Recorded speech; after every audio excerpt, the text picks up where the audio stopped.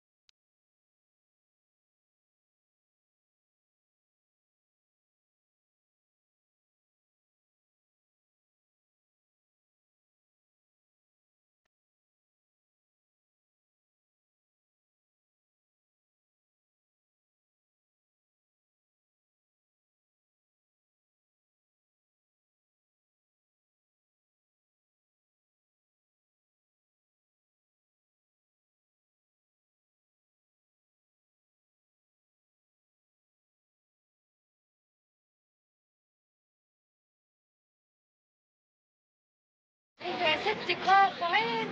سلام يا جدع للقطاع العام. طبعا من قدها بقى لما نتخرج ونشتغل هنقدر نركب زيها كده عربية، ولا نغير كل يوم فستان. خلينا في الهم اللي احنا فيه. نحط حامض الزفتيك على اكسيد الهبابيك يطلع ثاني اكسيد الزفت وهبابيك. صباح الخير يا أنسة سوسن. بونجور نبيل. أهلا يا سوسن. حط كله على كله، حط كله على كله، رج كله مع كله. ايه اللي بتعمله ده يا زغلول؟ ما انا لازم الاقي اي حاجه تتحط مع اي حاجه، تترج مع اي حاجه، تطلع ده. نعم. امال ايه؟ فايده العلم يبقى ايه اذا ما كانش خلاص تعملش ده. انت مش هتبطل الكلام بتاعك ده؟ مش هبطل لما اطلع ده. يخرب بيتك، شفت جنون الذهب بتاعك بيعمل ايه؟ كله يجري.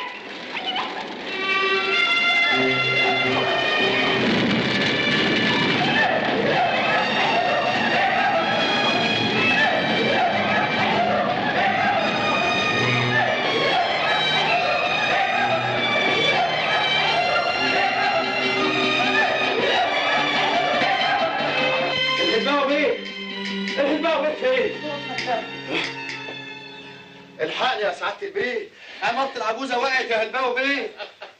مالك مخضوض كده يا جدع؟ ايه ده؟ اقعد ازاي يا سعاده البيه؟ ده انا المقاول، سعادتك هتطلع منها زي الشعره من العجينه وانا اللي هروح في داهيه يا سعاده البيه. اسمع، ما دام مواصفات البنى سليمه اللي يكلمك ارقعه بالقديمه. كله كان على ايديكم يا سعاده البيه، انا كنت عبد المأمور. يعني ما خسرتش كده حبتين زياده لا؟ طب وحياه النار اللي في ايدك دي ولا اتحرق زيها يا بيه؟ يبقى اطمن، حط في بطنك بطيخه صيفي، وما لقيتش دور على الشمام او الكوسه. وانا هكلم لك المحامي بتاعي عشان اكملك انا. ربنا يخليك يا سعاده البيه، ربنا ما يحرمنا منك يا سعاده البيه. بيعمل كده ليه؟ ايه بس اقعد. ايه ده؟ جيب لك الولاد، تعال تعال. بونجور يا بيت، انا الهلباوي. انا لسه كنت هطلبك دلوقتي عشان عمارة العجوزه. ها؟ لا ولا يهمك. شوف، ادي البيضه وادي اللي سلقها وادي اللي قشرها. بيضة ايه يا متر؟ يعني انت خايف ليه؟ انت اللي موتت العماره والمقاول اللي بناها، يبقى مين اللي ياكلها؟ المقاول. المقاول؟ ماله المقاول يا سعاده البيه؟ قاعد هنا عندي من الصبح ومخضوض يا سيدي. انا هبعته لك عشان تطمنه بنفسك. روح للبيت محامي وهو هيعمل اللازم. ربنا يعمر بيتك يا سعاده البيه، ربنا يعمر بيتك يا سعاده البيه، ربنا يعمر بيتك يا بيه، ربنا يعمر بيتك.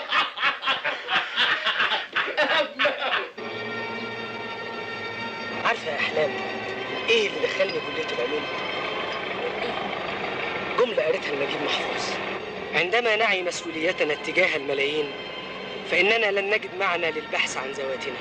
ومن ساعه ما قريت الجمله دي قررت اوهب حياتي للعلم واعمل حاجه تفيد الناس، ولقيت مشروع ورد النيل. بس ورد النيل بيضر مش بيفيد، ده حتى بيعطل الملاح. صح، وعشان كده بنعدمه وهو ده الغلط. يعني ايه؟ ثبت ان ورد النيل فيه لحمه. نعم. انت تجنن، ايه اللي بتقوله ده؟ انا بتكلم جد، ورد النيل فيه بروتين زي اللحمه تمام. انت متأكد؟ طبعا متأكد، ده بحث عالمي قريته في مجلة علمية. من النهاردة هتكون رسالتي في الحياة إني أكتشف أسهل وأرخص وسيلة لاستخراج البروتين من ورد النيل. وانا معاك، اوعدك اني هقف جنبك زي ما عملت ماري كوري مع جوزها بيير كوري. يعني مش هتقفي جنبي إلا لما نتجوز؟ فشل، انا واقفه معاك من دلوقتي.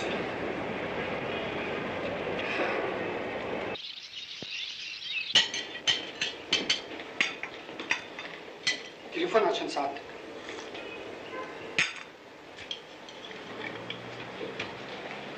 الو، اهلا. طياره بيروت النهارده. طيب اتصرف انت لغايه ما اجيلك. بابا، عمارة العجوزة وقعت. ما انا عارف يا ابني من امبارح. لكن ازاي ده يحصل؟ اعمل ايه يا ابني؟ ولاد الحرام كتير. ربنا وقعني في مقاول ما عندوش ضمير. ده مجرم سفاح. طبعا يا ابني طبعا، واكيد العداله هتمتص منه. هي فين العدالة دي؟ كل يوم بنقرا ونسمع عن جرائم اشكال والوان، ولا حد بيحاسب حد. ده لو في عدالة بصحيح المقاول ده لازم يتشنق في ميدان التحرير عشان يبقى عبرة لأمثاله. تمام يا ابني، بس خلي الموضوع ده بعدين بقى عشان شوف يا حرام انت البطل التاني. صباح الخير يا ماما. متأسف قوي، الكارثة اللي حصلت دي نسيتني أصبح عليكي. اهو انا النهارده عرفت ليه ما رضتش تديني شقه في عمارة العجوزة عشان اجرها مفروشه. يعني ايه؟ انا كنت عارف انها هتقع. ايه متواطئ مع المقاول؟ انت ما كنتش متواطئ معايا يا حبيبي. شوفي يا نوسة روحي، سيبينا من الموضوع ده. بقول لك ايه يا هلوتي، ما تيجي نتواطئ مع بعض؟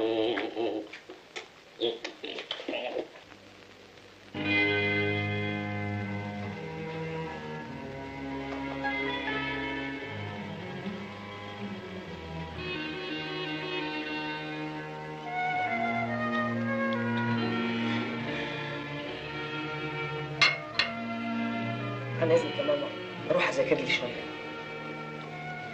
تصبح على خير. ادي البوسه بتاعت احلام وادي البوسه بتاعتي.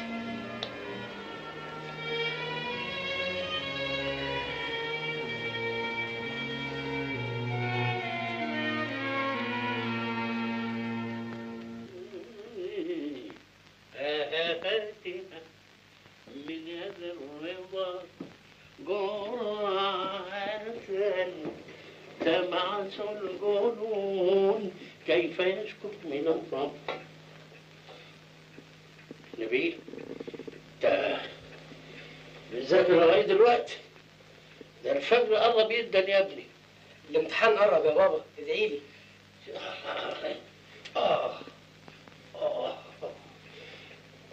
الظاهر اني اشتغلت كتير قوي الليله دي. اعمل ايه؟ تعبتني. هي مين دي؟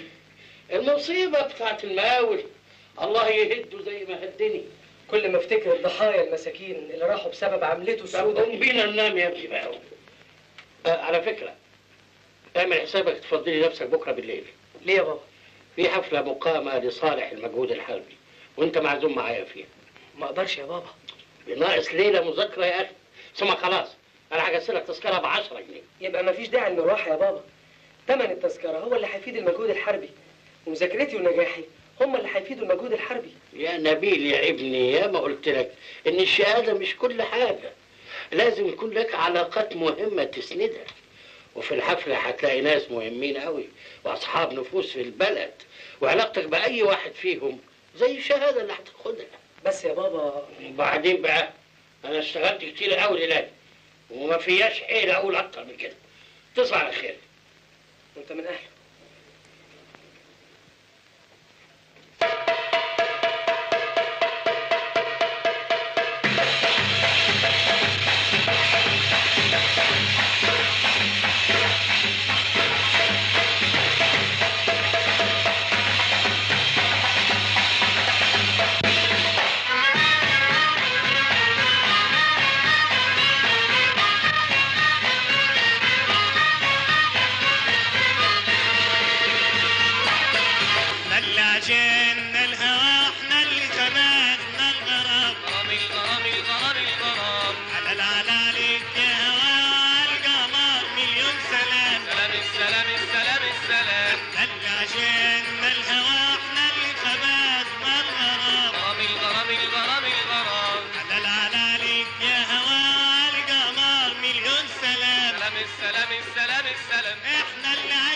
كفايه ان الواحد يتعرف بشخصيه زي دي تبقى البلد كلها تحت امره. مش كلام. اضحك، بكره الايام هتثبت لك ان كلامي صح. يا قمر يا قمر يا قمر يا قمر يا قمر، احنا اللي عقدنا الهوى واحنا خلقنا الغرام. طب احنا اللي عقدنا الهوى واحنا خلقنا الغرام. على عليك يا ابوي. نبيل اتاري الحفله منوره. ميرسي يا سوسن. تسمحي لي اقدم لك والدي؟ تشرفنا يا فندم. اهلا وسهلا. زميلتي في الكليه يا بابا، الانسه سوسن حسن ادري. حسن بيه ادري؟ يا اهلا وسهلا. ده شرف عظيم ان نبيل ابني يبقى زميل حضرتك. العفو يا فندم، انا اللي ليا شرف اني اكون زميله نبيل في الكليه، ويبقى لي شرف اكتر لو تسمحوا اعرفكم بابي ومامي. ده الشرف لينا. اتفضل يا فندم. اهلا وسهلا. يا اهلا وسهلا. بنت باين عليها مياله ليك، باين عليها بتستلطفك. اوعى تضيع الفرصه دي من ايدك. بس الحكايه دي مش على بالي يا بابا. ما التهاونات بقى في حته فيه.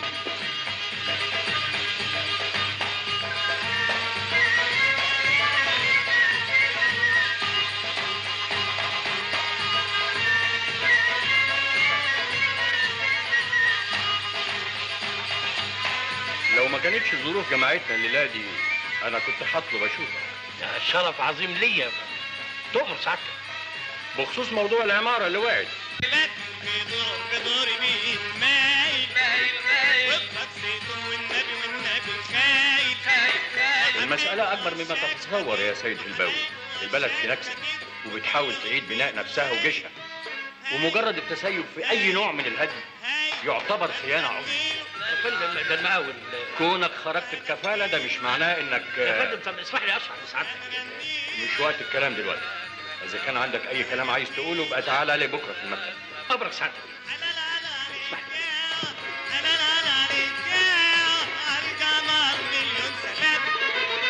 يا قمر يا قمر يا قمر يا قمر يا قمر يا قمر احنا اللي عجبنا الهوى واحنا خلقنا الغرام. سبتها ليه؟ حد طيب بنت حسن قدر في حاله هتلاقي زيها منين؟ بس يا بابا انت بقى بلا بابا بلا زبط. احنا اللي عجبنا الهوى واحنا خلقنا الغرام. حلال عليك يا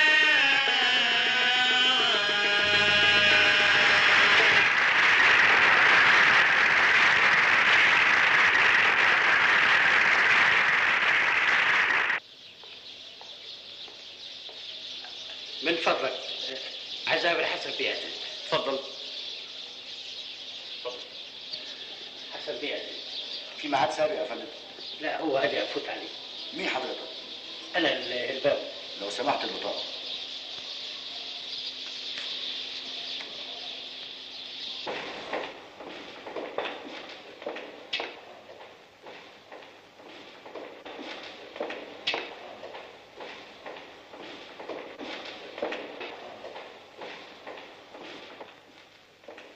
حسن بيه أدري. اتفضل. أنا آسف يا هلباوي بيه، حسن بيه أدري مش جاي النهارده. معلش أنا هطلب من سعادتك إنك تتكرم تاني وتشرب بكرة. أهلا. ألو؟ أيوه سعادة البيه. حسن بيه أدري مع سعادتك يا فندم. لحظة واحدة. أصل أجندة المواعيد النهارده مزدحمة، وأنا عاوز أدي لسعادتك فرصة لمقابلة طويلة. أصل بيني وبين سعادتك سمعت كلام بخصوص عرض موضوع العمارة على مجلس الأمة. طيب اسمح لي يا أستاذ أحمد السويفي. طب اسمح لي يا أحمد تديني فرصة قبل بكرة عشان أوضح الموقف. ألو؟ لحظة واحدة يا فندم. خدمة تانية يا هلباوي بيه؟ لا كنت منتظر عشان أسلم على سعادتك. طيب يا فندم مع السلامة. مع السلامة يا فندم. مع السلامة. مع السلامة. أيوه يا فندم ولا مؤاخذة يا بيه. حسن بيه مع سعادتك يا فندم. أيوه يا فندم. يبقى بسرعه نبتدي اجراءات تحويل املاكك كلها لابنك نبيل. ده اللي انا جاي لك علشان تقابلني بعد ساعه.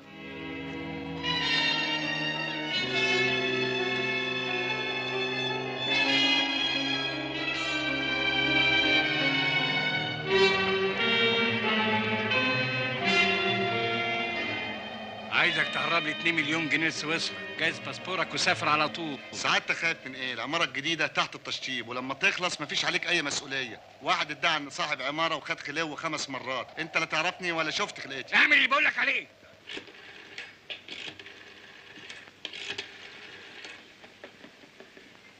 الو اسمع، الغي رحله بيروت بتاعت بكره. ليه يا هلباوي بيه؟ بعدين افهمك.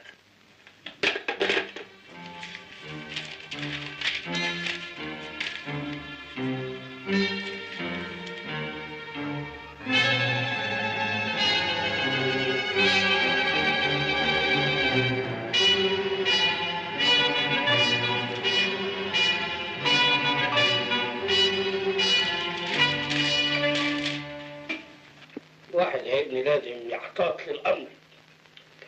أنا قررت إني أكتب كل حاجة باسمك. محدش عارف، يمكن لا قدر الله يحصل. ما تخافش من أي حاجة يا بابا. إن الله لا يضيع أجر من أحسن عملا. صدق الله العظيم يا ابني. ولله الأمر من قبل ومن بعد. ده شاء العمر يا ابني. أنا كل قرش جمعته بعرق الجبين. أنا ما اتولدتش يا ابني وبقي معلقة دهب. ابتديت من الصفر. شرف وامانه، واتلطمت كتير لحد ما بنيت نفسي. عايزني بعد التعب ده كله ما خافش؟ انا ما انساش لما الحكومه ابتدت تطمع في فلوس الناس اللي كونوا نفسهم وطلعوا قانون. من اين لك هذا؟ ايوه يا سعاده البيه، مراتي حلوه ولها معجبين كتير. طب خليني اشوفها عشان اتاكد من كلامك. انا عازمكم بكره عندي في العوامه. ايه اللي انت بتقوله ده؟ اكيد انت اتجننت. وفيها ايه يا حبيبتي؟ ما دام انا واثق انك شريف، محدش هيعرف الحكايه دي الا انا بس. ها؟ ايه رايك؟ مش احسن ما يحطونا تحت الحراسه يا حبيبتي وثروتنا كلها تضيع؟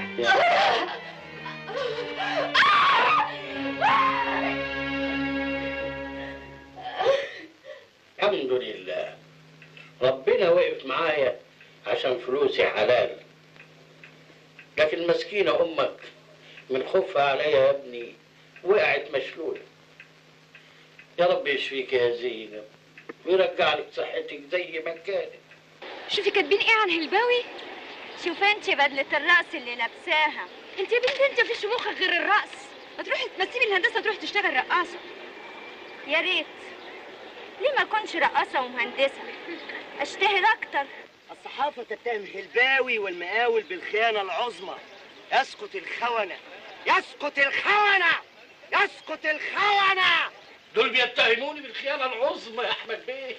انا لازم اقابل حسن بيه عشان اشرح له موقفي. حسن بيه أدري أمرني أبلغ سعادتك بإنك ما تقلقش أبدا من اللي اتنشر في الجرايد النهارده. ودلوقتي تتفضل وتروح تقابل مصطفى بيه العريان رئيس مجلس إدارة المصنع، عنوانه في الكارت ده. الباوي بيه مشرف عندي. خليه يتفضل. يا اهلا اهلا هلباوي بيه، يا اهلا وسهلا، شرفت مكتبي. الله يشرف مكتبك. اتفضل اتفضل استريح. اطمئن. حسن بيه قدر يكلفني ابلغ سعادتك انه درس الملف بتاعك واتاكد له انك انسان نظيف 100%. ومع ذلك المساله بتشعل اكتر واكتر. مجرد شكليات عشان الراي العام يهدى. ولا ايه؟ لا لا معقول. ولو انا ما اخبيش عليك موقفك صعب، بس برضه ما تخافش. حسن بيه قادر يوثق من براءتك، بدليل انه وصاني اسند اليك عمليه توسيع المصنع. المرحلتين انشاء المباني وتركيبات المكن، بس اوعى المباني تقع. قلت ايه سعادتك؟ ده شيء يشرفني ويسعدني، بس ده المشروع مطروح في مناقصه. ادخل فيها. طيب ممكن اطلع على دفتر الشروط عشان اقدر احدد المبلغ اللي انا هبتدي بيه. اكبر عطا وصل لنا 200,000. ادخل انت ب 300,000 واعتبر العطا رسي عليك. ما هي دي ميزه الجمله المعهوده، وللشركه الحق في قبول او رفض اي عطاء دون ابداء الاسباب. اتفق.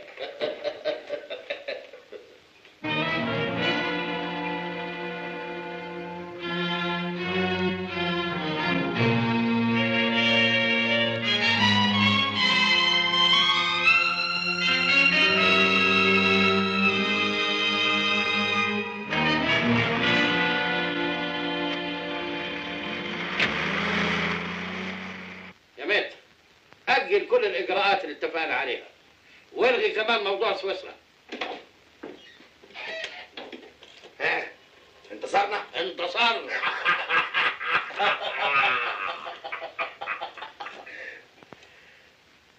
نوسة أنا جاي.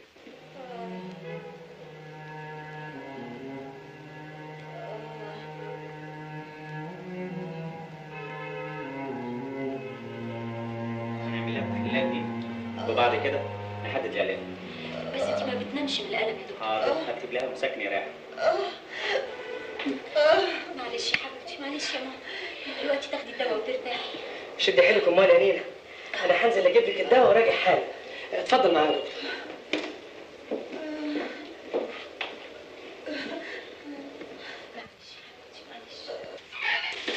فندم يا سعاده البيه. قريت جرايد النهارده؟ قريت يا سعاده البيه.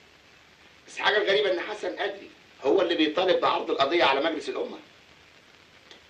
بس ولا يهمك يا سعاده البيه، مركزك من الناحيه القانونيه سليم 200%. سليم منين وفي حسن قدري؟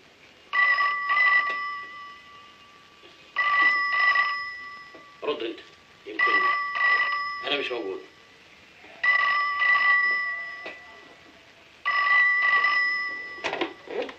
الو، اهلا سعاده البيت. اهلا وسهلا يا فندم. لا والله يا فندم لسه ما وصلش. الله يبارك فيك يا فندم. يا فندم الله يبارك فيك. حاضر، اول ما هيوصل هديله خبر. الف سلامه يا سعاده البيت. في رعايه الله يا فندم. ده مصطفى العريان العطا رسى عليك وعايزك تروح له حالا. عجيب، منين بيرسوا العطا عليا ومنين بيقلبوا عليا مجلس الام؟ يا سعاده البيت صحصح معايا. مساله العطا دي من الاول باين ان فيها ان. ايوه بس طب لزومه ايه الارهاب ده بقى؟ انا عايز سعادتك بس تحط نفسك مكان حسن بيه. لما الصحافه تسالك عن رايك في قضيه خطيره زي دي ترد تقول ايه؟ كلام جميل عظيم. نتكلم بقى في الشغل. سعادتك هتبتدي بالانشاءات اولا. طبعا. اهم حاجه ان المباني تكون متينه بحيث ما تقعش، وده معناه انك جايز تطلع خسران من عمليه الانشاءات. الخساره دي هتعوضها في عمليه تركيب المكان الجديد. ازاي؟ قلت لي ازاي؟ مخزن الشركه فيه قطع غيار قديمه، هندخلها المكن الجديد ونرجع القطع الجديده المخزن بدل ايه؟ القديم. وبعدين الشركه بتبيع خردة المخزن في المزاد العلني، والمزاد هيرسي عليك، تبقى اشتريت القطع الجديده برخص ايه؟ التراب. وبما ان المكن الجديد اللي فيه القطع القديمه ما يصحش يعطل قبل سنتين على الاقل، الشركه هتراعي عدم تشغيل المكن باقصى طاقته، وبعد سنتين نعلن عن مناقصه لتوريد قطع غيار جديده للمكن، وطبعا هيرسي عليك ايه؟ العطا. وقطع الغيار اللي انت اشتريتها بسعر الخرده هتبيعها بسعر ايه؟ الجديد. سعادتك دخلت العطا ب250,000 والعمليه ارباحها 200%، يعني $500,000. سعادتك ربع وانا ربع والربعين. مفهوم، بس يعني الربعين دول مش كتير. ما تنساش ان مجرد موافقه شركه قطاع عام على اسناد مشروع ليك بيعزز موقفك في قضيه العماره. مفهوم. طب استاذن انا بقى. مع الف سلامه. طيب مع السلامه.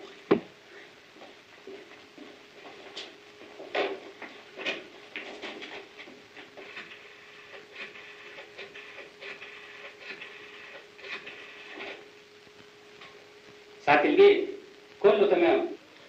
برافو عليك يا مصطفى.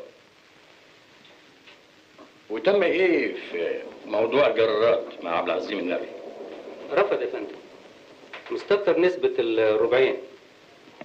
طيب ابعت لي بكره رئيس لجنه الحراسات نحطه تحت الحراسه عشان يتربى. حاضر يا فندم.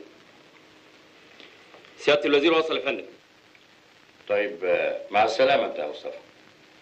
اصل في موضوع عايز اناقشه معاه خاص بامن الدوله. اي خدمه تانية يا فندم؟ شكرا.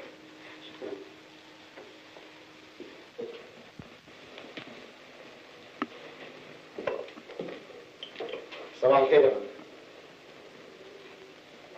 اهلا.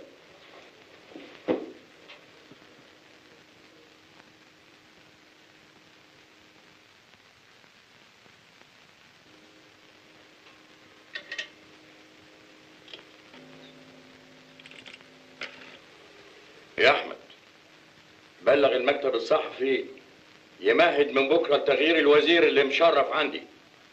يا فندم انا عملت ايه؟ انا لما بعتك على راس البعثه لسويسرا كنت بعتك عشان ايه؟ عشان اتمام صفقه وايه تاني؟ يا فندم انا اودعت باسم سعادتك 1,000,000 جنيه في بنوك سويسرا. واودعت 1,000,000 جنيه باسم سعادتك كمان. مش كده؟ حسن قدري لما يبقى قاعد هنا في بيته يقدر يعرف كل حاجه بتحصل في مصر وبره مصر كمان. يا فندم انا متنازل عن كل نصيب لسعادتك في العمر. ده اقل ما يجب انك تعمله عشان تاخد درس في الشرف والامانه. مع السلامه. وتخرج من هنا على بيتك على طول. وبكره الصبح ما تروحش الوزاره. انت عيان. يا فندم انا صحته زي البوم. انت عيان عشان تسافر سويسرا للعلاج. افهم. فهمت يا فندم. مع السلامه. رايحه فين يا رايح؟ على النادي يا بابا. طيب خلي سواق يوصلك. بابا عايزة اطلع النهارده بالعربية سبور. عايز تطلعي بالعربيه الاسبوع لازم تديني بوسه. مليون بوسة. مع السلامه يا روح. أنا كمان. عارفه يا احلام، لما ينجح مشروع ورد النيل هيرجع سعر اللحمه لايام ابهاتنا واجدادنا. مالك؟ أنا قررت أشتغل بعد الظهر. تشتغلي؟ ليه؟ ماما عياها هيطول ومصاريف العلاج بقت كبيرة ومعاش بابا الله يرحمه يا دوب. عارف، سيبي مصاريف العلاج عليا أنا. منين بقى إن شاء الله؟ ده أنت مصروفك اللي بتاخده ما بيكفكش، زائد إنك إذا طلبت فلوس زيادة من باباك هتقول له إيه؟ كمان أنا لا يمكن أوافق على كده. مش هطلب منه حاجة، أنا هركن العربية وأوفر ثمن البنزين. يبقى ما عملناش حاجة لأنك هتصرف أكتر على التاكسيات. خلاص نركب أتوبيس. يبقى هنضيع عمرنا على المحطات. بس ده هيبقى تعب جامد عليكي، شغل ومذاكرة. طب هنعمل إيه؟ على العموم أنا لقيت شغلانة سهلة ب 12 جنيه في الشهر. شغلانة إيه بقى؟ كيس في أجزخان. يعني هتقبضي ماهيتك أدوية. وهو المطلوب. اهو حسن قادر طلع قدها ودود اهو. تاني اسبوع والجرايد ما جابتش سيره القضيه بكلمه. ما هو الاخر بياخد نصيب الاسد. زي بعض، مش خساره فيه. يعني اشقى واتعب وهو ياخد قد مرتين؟ ليه؟ انا بسرق بلاقي فلوس في الشارع، ده ظلم. معلش، اعتبر ده تمن ظهر يحميك، وقالوا في المثل اللي له ظهر ما ينضربش على قفاه. ظهر ايه؟ ده ولا عصابات المافيا، ده هيفضل يستغلني من عمليه لعمليه واطلع انا بالربع، ويمكن يجي وقت ما اطلعش فيه بحاجه ابدا. الظهر قال، وليه انا احتاج لظهر؟ ليه ما اكونش انا نفسي ظهر؟ يا ريت، بس ازاي؟ يا ابني انا بدور على مصلحتك. سوسن بنت حلوه، ابوها راجل قد الدنيا، عايز ايه تاني؟ بابا لسه بدري على التفكير في الجواز دلوقتي. ده اصلك مش وش نعمه، لكن انا هجيب لك النعمه لغايه عندك. اصل في الحقيقه ايه؟ تحب واحده تانية؟ زميله معايا في الكليه، بس يعني. بس ايه؟ حالها على قدها. حلوه، فلوس عندنا كتير والحمد لله. دي انسانه عظيمه جدا يا بابا. تصور حضرتك انها بتشتغل بجانب الدراسه عشان تصرف على امها واخوها الصغير. انا دلوقتي طمنت على مستقبلك عشان هتكون معاك واحده بتحبك. اول هديه مني لكم انتوا الاثنين اني هديها ضعف الماهيه اللي بتاخدها دلوقتي. متشكر قوي قوي يا بابا، ربنا يخليك ليا. عن اذنك افرح ماما. ماما ماما باركيلي يا ماما، نبيل هيخطبني وبابا هيشغلني عنده بقد ماهيتي اللي باخدها من الأجزخانة مرتين. ألف مبروك يا بنتي، ربنا يديني طولة العمر واشوفكم متجوزين. يا حبيبتي خد حبيبي شوكولاتة جاية. يعني هتقدري تشتري لي الاكورديون يا ابله؟ طبعا يا حبيبي، أول ما هي هقبضها هجيبهولك. بقى اول ما هي تقبضيها من المكتب تبقى زيها بالشكل ده؟ مش كفايه الاكورديون اللي اشتريتيه لحسام؟ لازم تجيبي لي انا كمان هديه عشان افضل دايما قدامك. انت دايما جوه قلبي. تصوري يا احلام، بابا كان عاوز يجوزني مين؟ سوسن بنت حسن قدري. وبعدين لما اعترفت له ان انا بحبك قال لي يا اخي مش كنت تقول كده من الاول؟ انا بحب باباك قوي ومعجبه بيه قوي. اتفضلي بيه. عايزك عندي شويه يا استاذ حاج.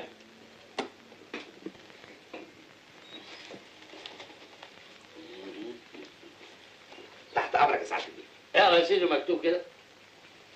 خير. يجب عدم صرف الادويه المسكنه للالم مثل الاوبتاليدون او الكودايين بدون روشته، لان مدمني المخدرات يستعملونها كبديل لرخص ثمنها وسهوله الحصول عليها. اظن دي صفقه مضمونه 100%. ها؟ اوكي.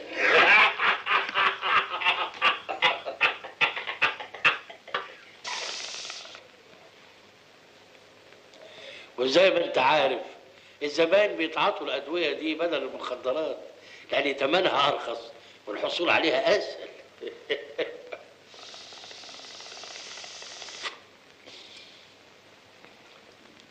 مفهوم. يعني وجود الادويه في السوق يهز سعر المخدرات، وعدم وجود المخدرات يرفع سعر الادويه، وانا جمعت كل الادويه اللي في السوق، وطبعا ما يصحش انزل بيها السوق من غير ما تؤمر انت بصفتك امبراطور المخدرات. واللي تؤمر بيه ماشي. ماشي، انزل انت، وطول ما رجلك في السوق انا هفضل بره. اتفقنا. وادي عربون خلو الرجل.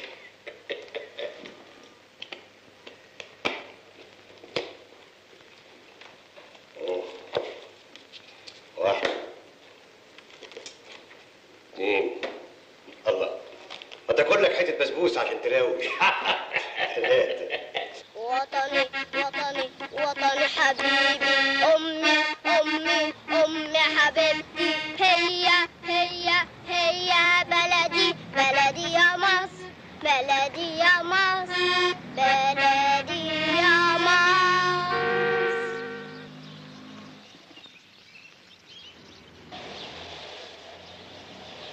هي نبيل، عملت ايه؟ مفيش فايدة. لفيت كل الاجزخانات اللي في البلد، مفيش فايدة. أنا مش فاهم ليه ما بيمنعوش صرف الأدوية اللي زي دي من غير روشتة. أكيد في تخطيط لحرمان الشعب من كل ضروريات الحياة، حتى الدواء. طب وبعدين؟ دي ماما أخدت النهاردة آخر حباية، ومن غير المسكن هتفضل على صرخة واحدة ليل ونهار. ما تحمليش هم، أنا هخلي بابا يبعت يجيبه من بره.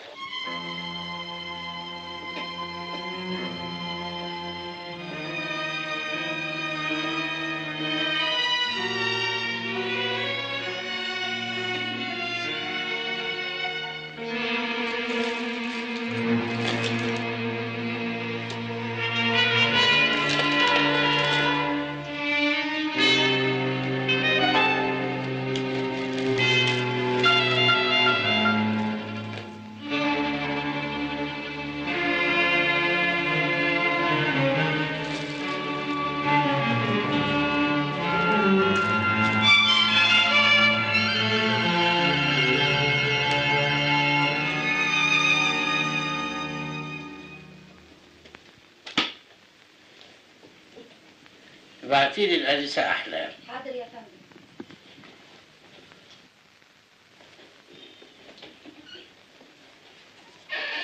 مساء الخير يا عمي. أهلا يا أحلام يا بنتي. اتفضلي اقعدي يا بنتي. عاملة إيه ماما دلوقتي؟ والله يا عمي من ساعة الدواء المسكن وخلص وهي ما بتنامش ليل ولا نهار من الألم.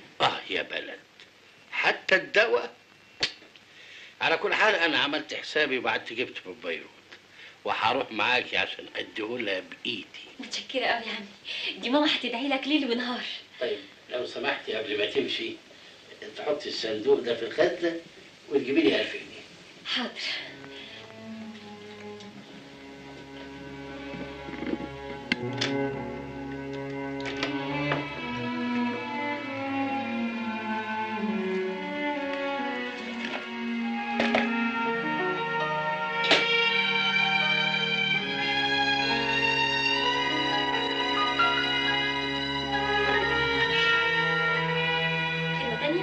لا أبدا، أظن كفاية شغل الليلة دي عشان عايز أروح معاكي أشوف ماما. ها؟ أهواك وأتمنى لو أنساك وأنسى روحي وياك، وإن ضاعت تبقى فداك لو تنساني. اتفضل يعني، اتفضل.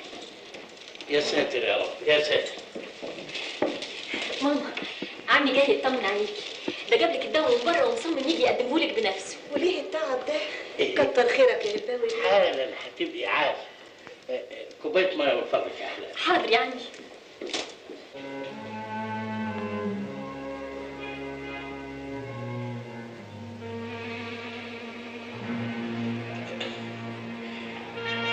دي بقى صورة المرحوم. أيوة. ياه، كل دي أدوية بتاخديها؟ الله يكون في عونك، يجعلها بالشفاء.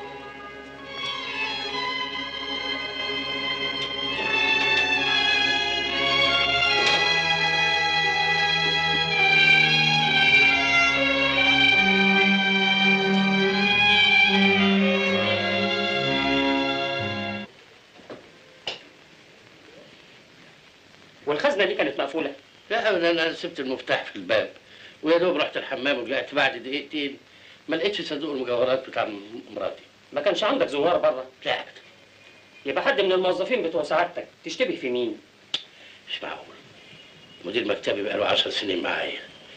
الاثنين السكرتيرات بقالهم 7 سنين معايا. الحاج امين الساعد راجل حاجي بيت ربنا. مش معقول. مفيش غير البنت الغلبانه اللي تعين الجديد عندي. في ايه يا احلام؟ سيب الكورتيون بتاعي، سيب الكورتيون بتاعي. امشي هقدر اشرب ايه؟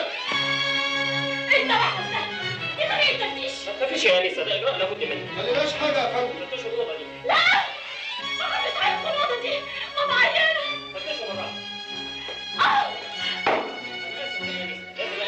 أبوس إيدك، ماما هتموت من الخضة.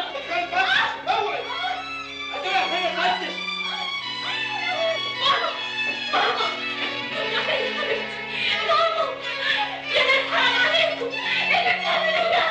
يا حضرة الظابط، يا حضرة الظابط، أمي أغمى عليها ما بتنطقش، حد يعمل حاجة، حد يطلب الدكتور، يا ناس، حرام عليكم. ايه الصيغه دي يا فندم؟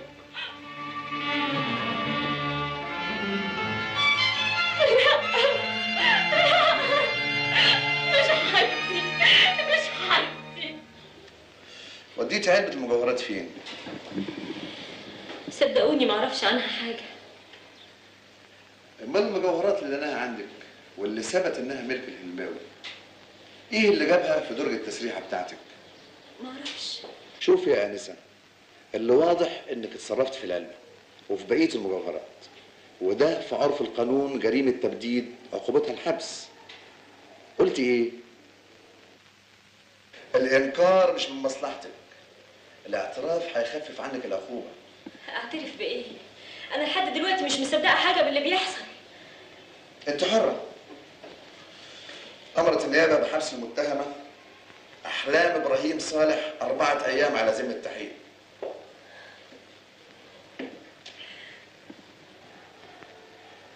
مش معقول، مستحيل احلام تعمل كده. لا يمكن اصدق ان احلام تسرق. انا ابني يمكن اصدق، انما نعمل ايه؟ الادله كلها بتقول كده. لقوا العلبه في بيتها وعليها بصماتها وعلى باب الخزنه. لا كده برضه يا احلام. احمد ربنا انها ظهرت على حقيقتها. كنت هتتجوز واحده طمعانه في فلوسك، لكن ليه يا رب تعمل كده؟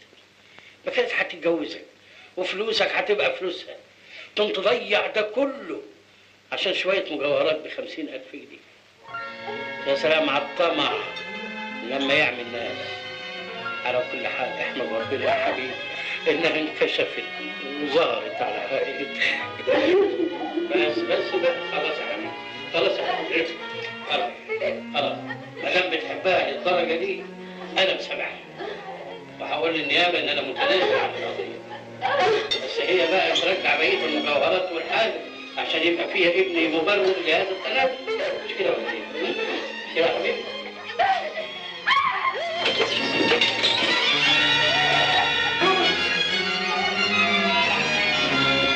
ماما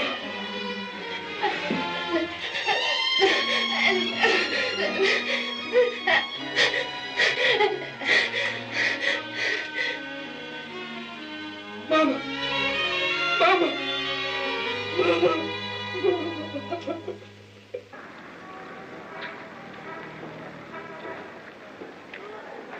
لقد تظاهرت المتهمة أمام خطيبها السري بالحب والوفاء حتى تتزوجه وتستمتع بثروته، ثم سنحت لها الفرصة لتحقيق غرضها بطريقة أسرع وأضمن.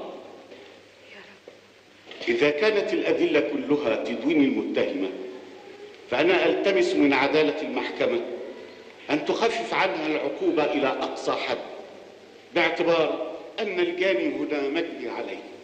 إنها ضحية مثل من مئات الأمثلة للطالبة الفقيرة التي تقهرها مظاهر الطرف والرفاهية لدى زميلاتها من بنات الطبقة الغنية. ما تصدقيش، تصدقيش. حكمت المحكمة حضوريا على أحلام إبراهيم صالح بالحبس 6 شهور مع النفاذ.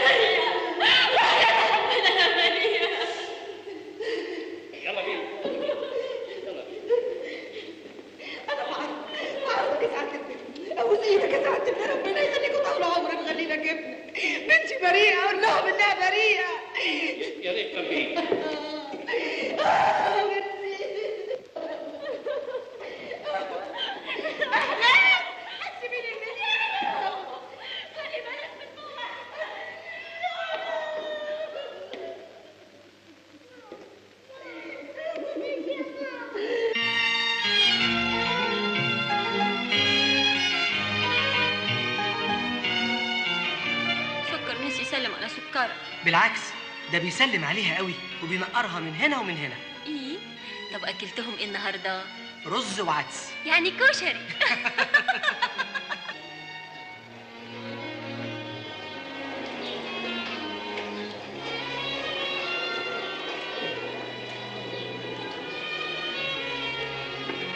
يا ترى ماما ما بتسألش عليا ليه؟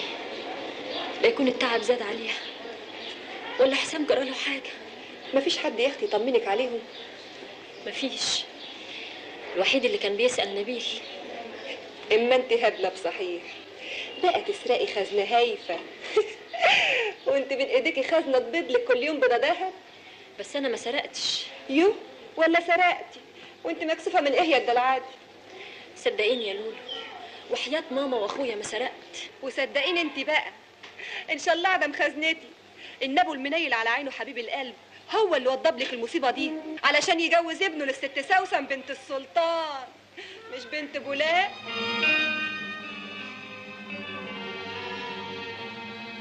تصوري يا احلام، بابا كان عاوز يجوزني مين؟ سوسن بنت حسن قدري. انا بريئه، انا مهزوزه، حرام عليكم، انا بريئه. والله العظيم بس حاسه فراغ.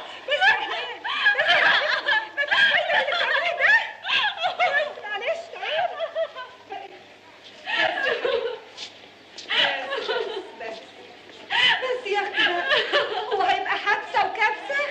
بس يا اختي بس روقي، بس معلش اقعدي روقي بس. بقول لك ايه يا ضنايا، انت اتحاكمتي ابتدائي ولا استئناف؟ يعني ايه؟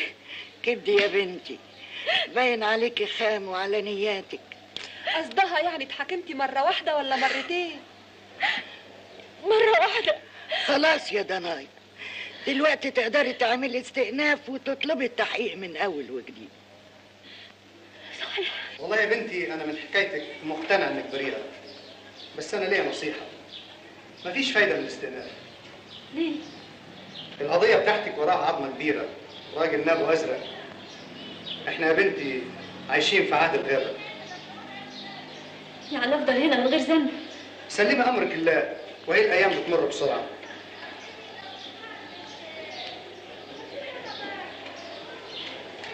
عيني عليكي يا بنية، مالكيش ظهر زين. اتهموكي في نعجة هايفة ورموكي في الزنازين، واللي سرقوا الجمل اتربعوا في دواوين. يا ناري، يا ما ناس بتسرق بالملايين ومحدش طايلهم.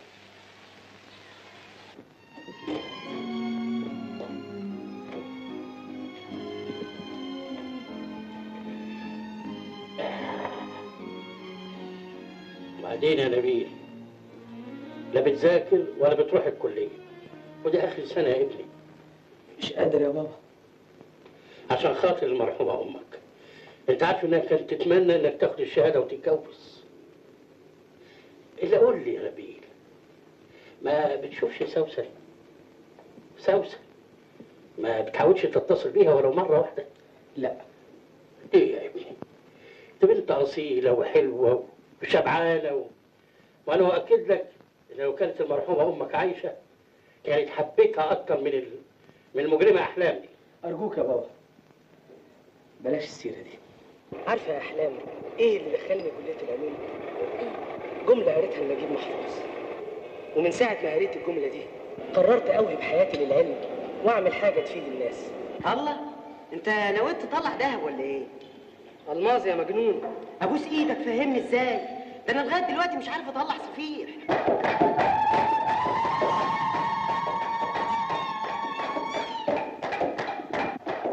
مبروك على الافراج يا دناي. عقبالك يا خالتي. انا يا بنتي ما بقاش فاضل لي عمر، باين حديت الهنا. بعد الشر ما تقوليش كده. انا خارجه بعد شهر، اوعي تنسي عنواني، هتحتاجيني.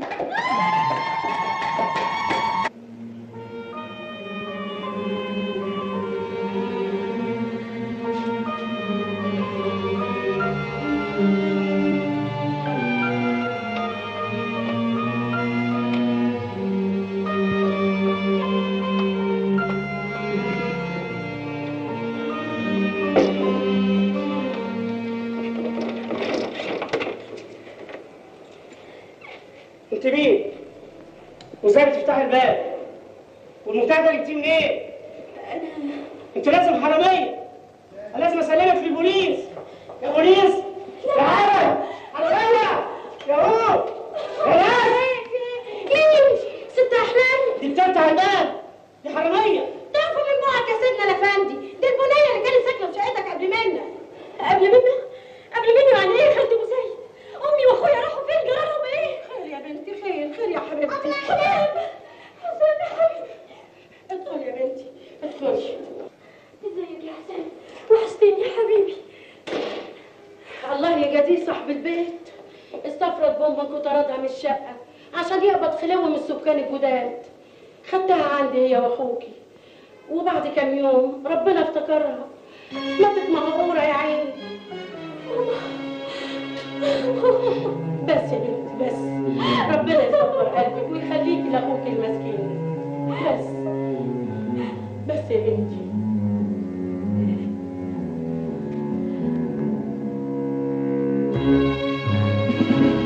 مكان جديد ايه اللي كل شويه يعطل ده؟ يابا ده نص خرده. قلنا اسفلناكم. ما هي ارتجانة مصنع ابوهم. المصنع مصنعنا يا رجاله، ويستحيل نسكت على كده ابدا. احنا لازم نطلب التحقيق. والله وجه يومك يا مصطفى يا عريان، بكره يتعرف صحيح. يسكت الخونه. يسكت الخونه. يسكت الخونه. يسكت الخونه. يسكت الخونه. يسكت الخونه. يسكت الخونه. يسكت الخونه. يسكت الخونه. يسكت الخونه. يا سياده المحقق جنس العمال ده لازم يتشكم. لو سيبنا له الحبل على الغارب مش هنخلص. يا فندم انا مش فاهم قصد سعادتك. الحكايه انهم كل كام شهر يطالبوا برفع اجورهم. مش معقول كده. ميزانيه المصنع لا تتحمل. واذا مجلس الاداره رفض الاستجابه لمطالبهم يستخدموا سلاح الاشاعات والاتهامات الكاذبه. بقى معقول ما كان جاي من بره بصناديقه ويبقى فيه قطع خرده؟ على العموم انا مضطر اطلب تشكيل لجنه لمعاينه المكن. ارجوك تبعت اللجنه دي باسرع ما يمكن. دي مساله تمس شرفي شخصيا. ده يا فندم تقرير لجنة معاينة المكن في مصنع مصطفى بيه العريان.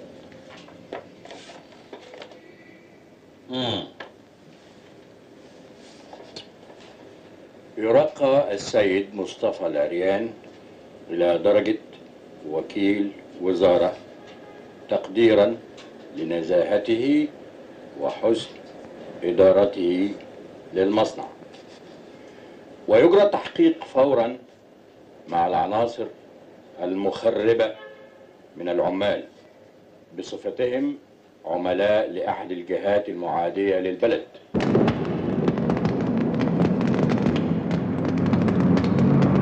اقرا حريق المخزن يا جدع، الهلباوي حرامي الدواء. وقد تبين من بقايا الحريق أن مخازن الهلباوي كانت مليئة بالبضائع المهربة. الله يخرب بيوتهم. وبكميات هائلة من الأدوية المسكنة التي اختفت من السوق. لا منهم لله. حتى الدواء اللي العين محتاجين له خلاص ما عادش في رحمه. ده انت وقعتك سوق. طيب اسمح لي اتكلم التليفون. تليفون ليه بقى؟ سعادتك اتاخرت على الوزاره ولا هتكلم شيخ المنصب بتاعك؟ طيب بس ابتدي واقف عندك ومش عايز اسمع صوتك لما اسالك. مفهوم؟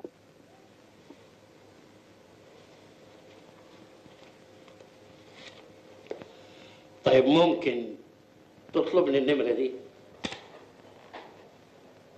مش كنت تقول من الاول كده يا هنداوي بيه؟ انا تحت امرك. اتفضل يا هنداوي بيه. قهوه ام شاويش. حاضر على اتفضل يا هنداوي بيه. تحت امرك يا فندم. اتفضل يا فندم. اتفضل يا بيه. وبعدين يا حسن بيه، هنسيب الهلباوي يضيع كده ولا ايه؟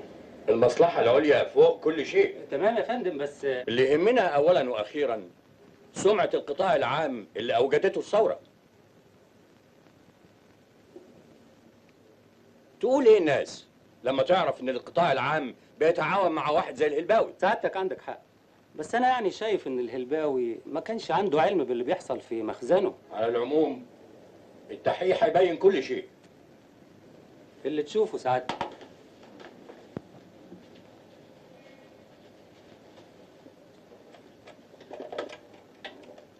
يا أحمد اطلب لي مدير مباحث أمن الدولة. دول كلمتين كتبتهم بمعرفتي يا هلباوي بيه، لو سمحت سيادتك توقع عليهم. امال الظابط الاول راح فين؟ راح فتوكر يا سيدي علشان ازاي يتجرأ ويتكلم هلباوي بيه وهو قاعد. امتى ربنا خلصنا من الوساخه دي؟ وايه حكايه الحبس الاحتياطي دي؟ مجرد شكليات يا هلباوي بيه، حسب التعليمات اللي جت من فوق.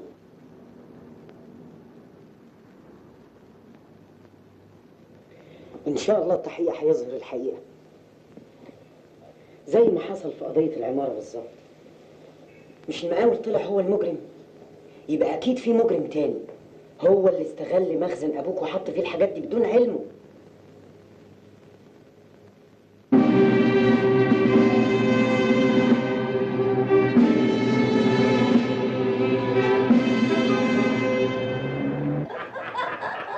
يا سلام يا جدعان، ده الحبس الاحتياطي ده طلع اخر منجاه عليا يا خرابي. الاوضه هنا بكام في الليل على طالع على كده؟ يا ريت يحبسوني انا الاخر يومين زيك يا. المهم ايه اخبارنا بيه؟ ما جاش يزورني ليه لغايه دلوقتي؟ الله، وانت لحقت تقعد؟ زمانه جاي في السكه. انا خايف لا يكون عتل في صندوق المجوهرات، هيلاقي بقيه المجوهرات اللي احلام اتحبست متهمه بتبديدها. ساعتها هيعرف ان انا دبرت الحكايه دي عشان اخلص منه. ولا يهمك، زمانه نسي وده اسمه الكلام. المهم عملت ايه في صفقه الادويه؟ خدت نصيبك منها ولا لسه؟ ايه؟ طبعا احنا بنلعب.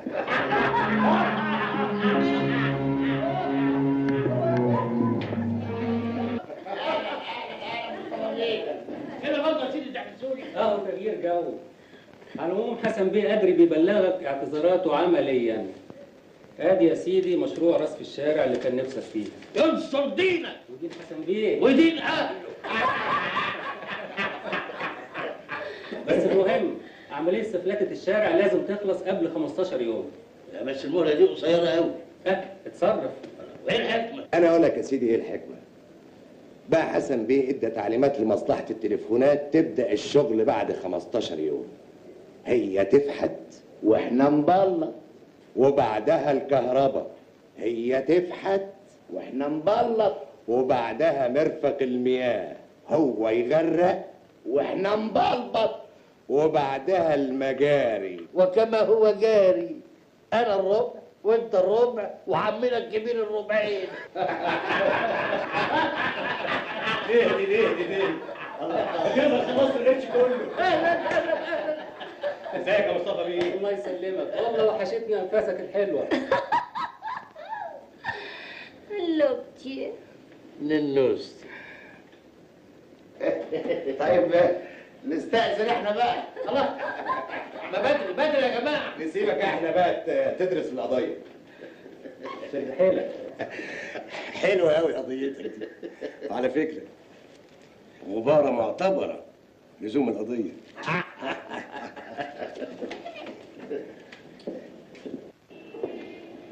مش عايز زيارات خالص، عندي اجتماع عائلي مهم. حاضر يا فندم. ايه المسخره دي؟ ما هي بلد فوضى، بلد من غير قانون. طيب اهدى بس. ازاي سابوك بعد كل اللي عملته ده؟ وانا لو كنت مجرم كانوا سابوني؟ بلد سايبه، بلد كوسه، طول ما البلد دي بتحكمها مراكز قوى مفيش فيها امل. افهمني بس يا ابني. انا مش ابنك ولا انت ابويا. اديني فرصة اشرح لك الحقيقة. حقيقة ايه؟ انك بتتاجر بآلام الناس، انك انت السبب في وقوع العمارة وقتل وتشريد اسر بحالها، انك انت اللي دبرت تهمة احلام عشان تخلص منها وتجوزني البنت السلطان. ايه التخريف ده؟ ده مش تخريف.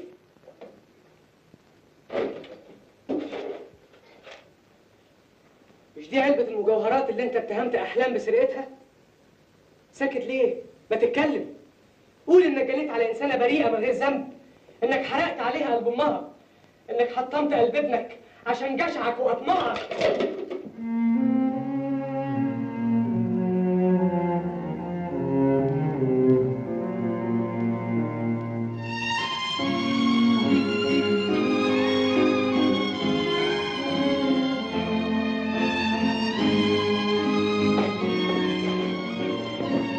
نبيل رايح فين؟ فلوسك حرام، كل حاجة في البيت حرام.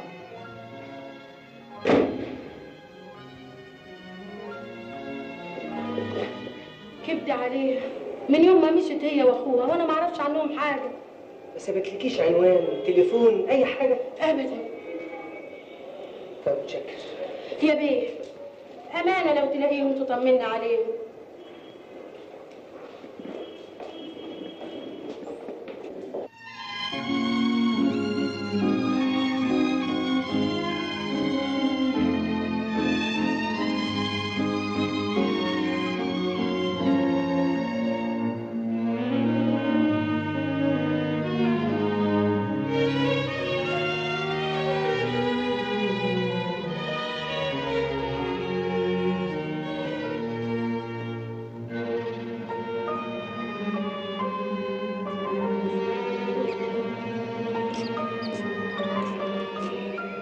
صباح الخير.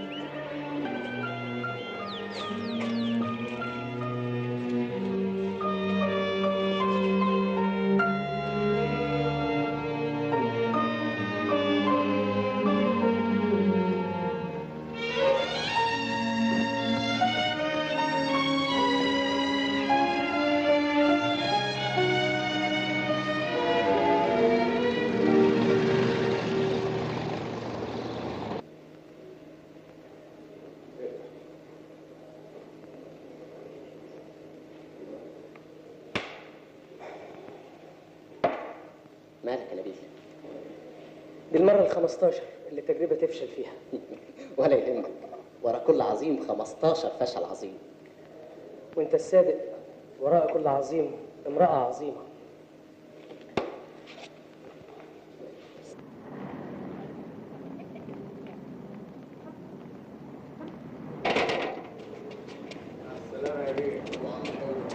هات الإزازة واقعد لعبني. ايه ده بقى؟ مفيش حد في البلد يولع لي؟ هات الإزازة واقعد لعبني. تسمح تلعبني؟ قصدي تولع لي. مين؟ زغلول؟ مين؟ نبيل بالحضن يا ابو الملابس. ايه ده؟ ايه اللي عمل فيك كده؟ دي حكاية طويلة أوي، طويلة. تعالى بقى ايه نقعد واحكيها لك. لا لا لا، نقعد فين؟ تعال نقعد في حتة تانية يا أخي. يا جدع خش، يعني أنت هتخش جهنم؟ تعالى بس، تعالى.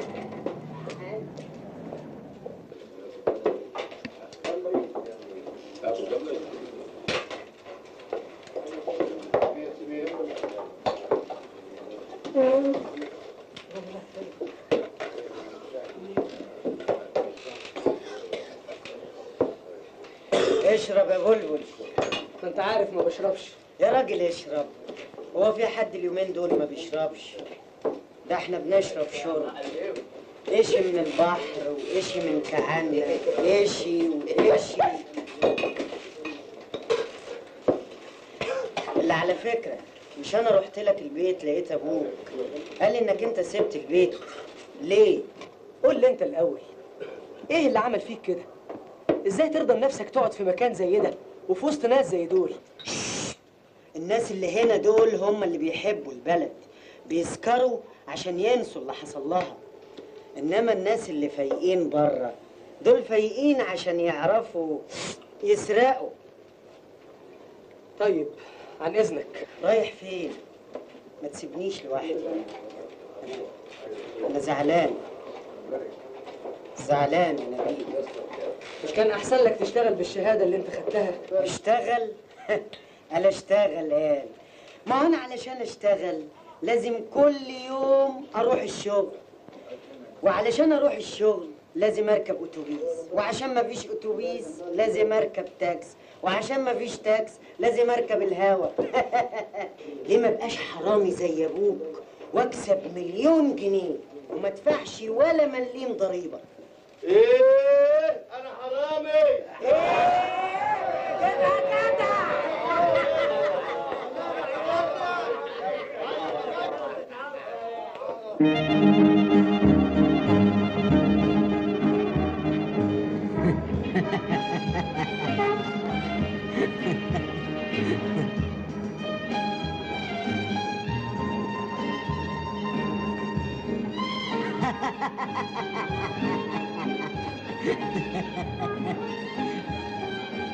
شايف يا اخويا بيجيبوا العربيات دي كلها منين؟ نفسي اسرق زيكم يا ولاد الحراميه. الله الله الله الله الله، مش دي البيت ابتسام؟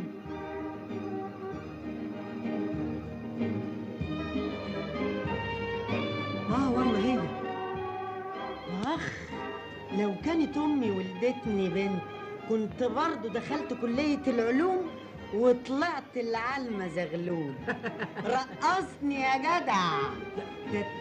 يخرب عقلك، هتفضحنا في وسط الشارع. يلا بينا. طب سيبني بس لما الم النقطة. نقطة ايه يا جدع؟ يلا بينا.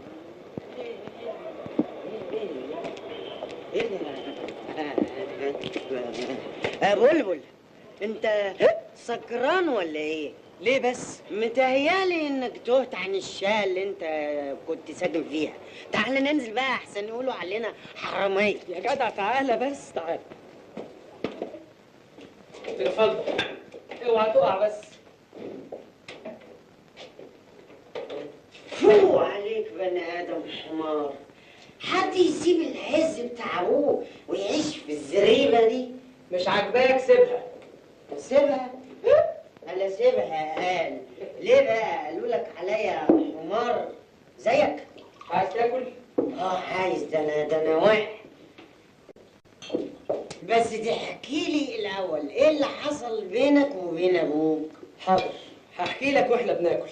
لا، واحنا بناكل تحكي لي. حاضر. ده انت زعلتني. بقى احلام بريئه. وديني عايش على امل ان الاقيها في يوم من الايام. اهي دي الحاجه الوحيده اللي ابوك طلع فيها ندل.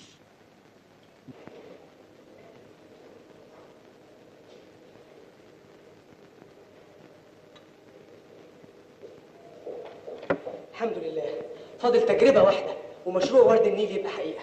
الف مبروك ليك يا نبيل. قول مبروك لكل الناس اللي عندهم انيميا من قله اللحمه.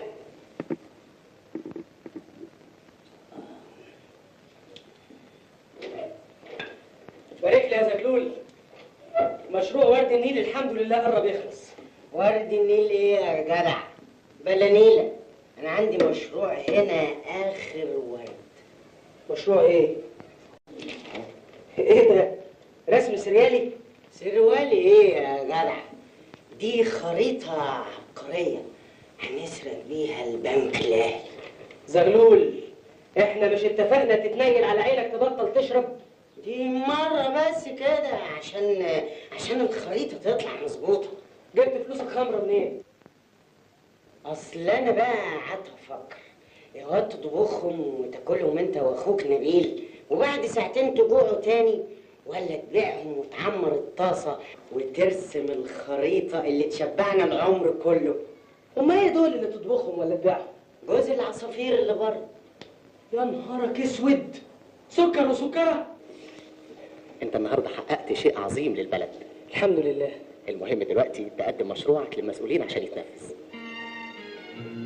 ايه؟ مالك؟ كان نفسي أحلام تكون معايا عشان تكمل فرحتي.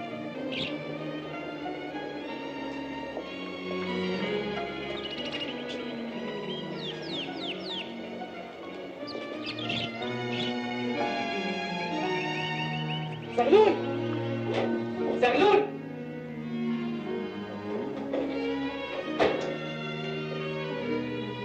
لحسن الحظ اني لقيت سكر وسكره في اخر لحظه. تصور كانوا هيذبحوا اخويا بلبل وحبيبته احلام. مبروك عليك عوده الحبايب، ومبروك لاول سرقه انجح فيها. الظاهر ام الله يرحمها بقى رضيت عني. الوداع يا نبيل، انت ليك سكتك وانا ليا سكتي. زغلول. ايوه احنا صحفيين جايين نعمل حديث مع سيادتك على الاختراع الجديد.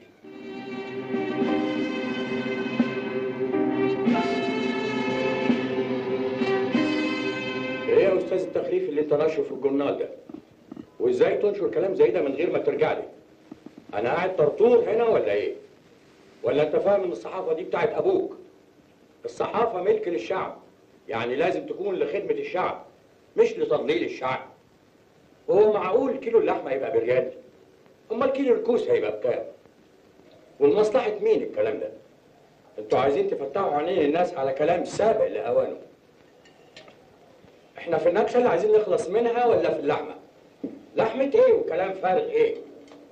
لا صوت يعلو على صوت المعركه. بس يا فندم اصل لما حسن قدري يتكلم تسمع وانت ساكت، فاهم ولا لا؟ انا شايف انك اعصابك تعبانه شويه، عشان كده لازم تاخد اجازه مفتوحه ابتداء من النهارده. وعلى فكره قبل ما تمشي تكتب مقال تمهد فيه للناس ان كيلو اللحمه هيبقى ب2 جنيه.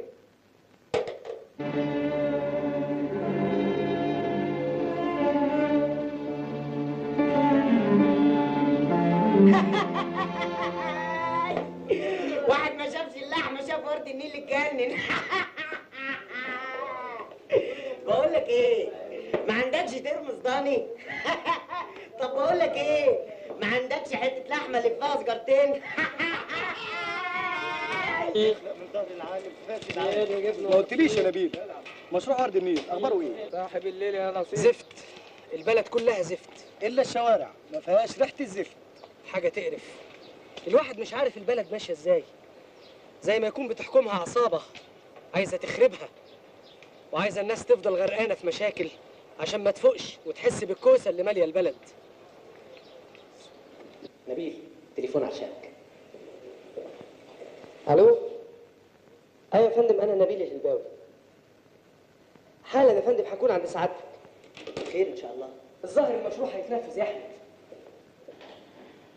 اولا احب اهنيك بحرام على مشروعك العظيم. العفو يا فندم، ده اقل ما يجب ناحيه بلدي. لكن تعرف يا استاذ نبيل، في حاجات بتبان في ظاهرها مفيده، لكن في الحقيقه هي عكس كده. مش فاهم قصد سعادتك. مشروعك للاسف الشديد لو اتنفذ هيخل باقتصاد البلد. ازاي يا فندم؟ اقول لك ازاي. انت عارف ان ازمه اللحوم سببها العلف والكسب، يعني كل ما زادت البهايم احتاجت لعلف وكسب اكتر، والبلد مليانه بهايم والحمد لله. يعني لو نفذنا مشروعك وما ذبحناهمش الازمه هتزيد. بس يا فندم على فكره انا زعلان منك.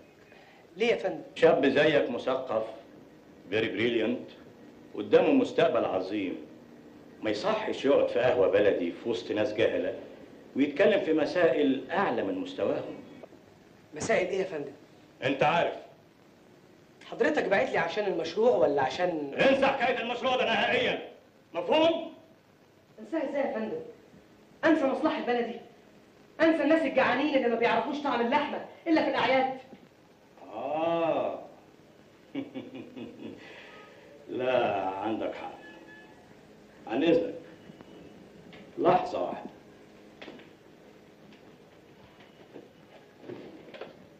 الو، ابعت لي اللي عندك.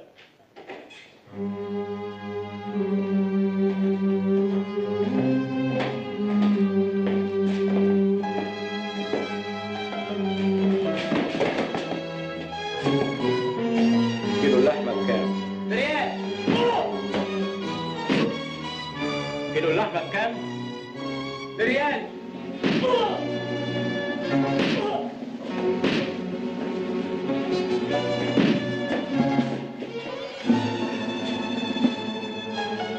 كيلو اللحمه بكام؟ شوف يا سعادة البيه، تحب سعادتك الكيلو يبقى بكام؟ قول انت. 5 جنيه كويس؟ لا لا لا، ده يبقى افتراء. 2 جنيه كويس. كتر خيرك يا سعادة البيه. حد طايل؟ ده مؤقتا علشان الناس ظروفها تعبانه شويه. لما تتحسن حالتهم نرفع السعر.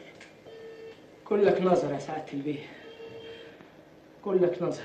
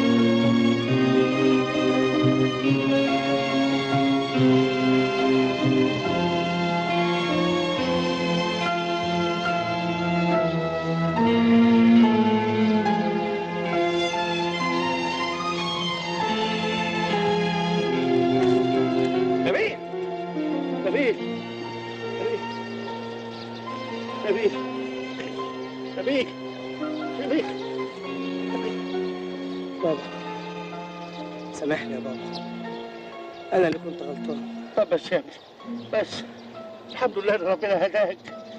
كان في ايدك يا ابني، كان في ايدك تناسب اكبر عظمه في البلد وانت اللي ضيعتها من ايدك.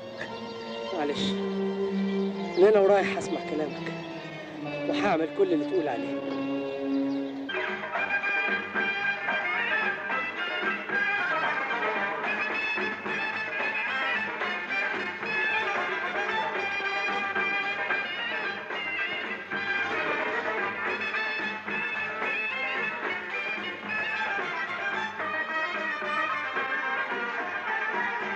ألف مبروك يا هلباوي بيه، ربنا يتمم بخير. أنا حالف لازم أهزه يوم فرح نبيل بيه. ومين؟ وسط يا فندم.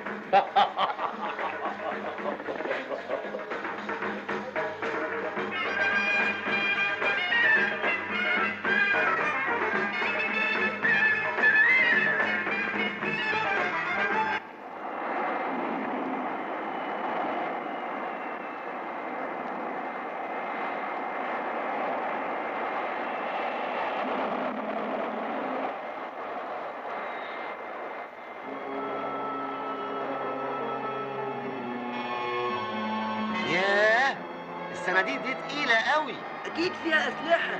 انصرنا يا رب. أسلحة إيه؟ ده في إشاعة بتقول إن فيها جهاز بنت حسن بيه قدري. هي النكسة اللي حصلها دي من شوية؟ طب صوتك ما توديناش في داهية. أنا موطي أهو. شيل وأنت ساكت يا كلب منك له. طيب يا لوزة، هكلمك بعدين عشان عندي اجتماع مهم. شفت بقى يا سيدي، جمرك المطار شادد حيله اليومين دول، وتجار الشوارع بيشتكوا من قلة البضاعة. بس دي مسألة مؤقتة بمناسبة حملة الجرايد على الجمرك، كلها يومين وترجع المسائل زي ما كانت واكتر شوية. بس احنا ليه نعتمد على البضاعة الأجنبية؟ انت عارف يا نبيل يا ابني ان المستهلك المصري بيفضل البضاعة الأجنبية على البضاعة المصرية، مع ان المنتجات المصرية فيها حاجات ما يقلش مستواها عن البضاعة الأجنبية. بس عيبها انها مصرية ورخيصة كمان.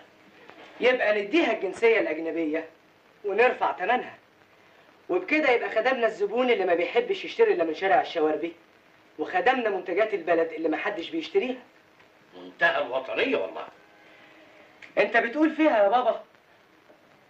الزبون لما بيشتري قميص امريكاني ثمنه 20 جنيه بيحس ان امريكا بلد محترمة، بلد متقدمة، ولما يشتري نفس القميص بس مصري وما يقلش عن القميص الامريكاني بس ثمنه 3 جنيه بيحس ان مصر بلد كحيانة، بلد متأخرة. شفت ازاي قادر تفيد بلدك وانت معايا؟ بيقولوا في المثل ابن الوز عوام. ده ما طلعش عوام، ده طلع صاروخ. الظاهر اني اتحال على المعاش احسن. الظاهر كده يا بابا. بتقول ايه؟ انا مش قصدي يا بابا، انا قصدي تستريح شويه. ومين قالك ان انا تعبت؟ انا عايز اشيل عنك الحمل شويه. قمت اللي ادبك عليا؟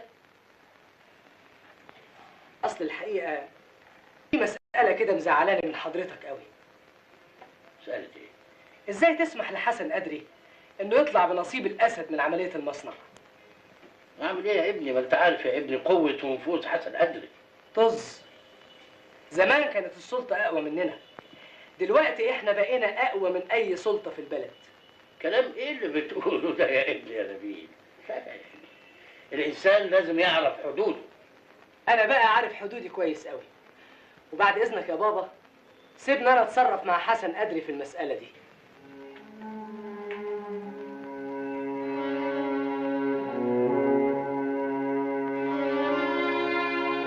يا حبيبي، بزنس از بزنس، وكونك جوز بنت شيء وعلاقات العمل حاجه تانية.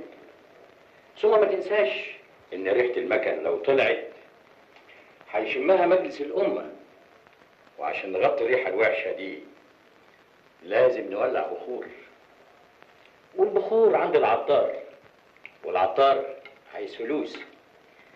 ثم انت جاي تكلمني على $500,000 وانا ساكت على ابوك، وانا عندي تسجيل بصوته يوديه ورا الشمس.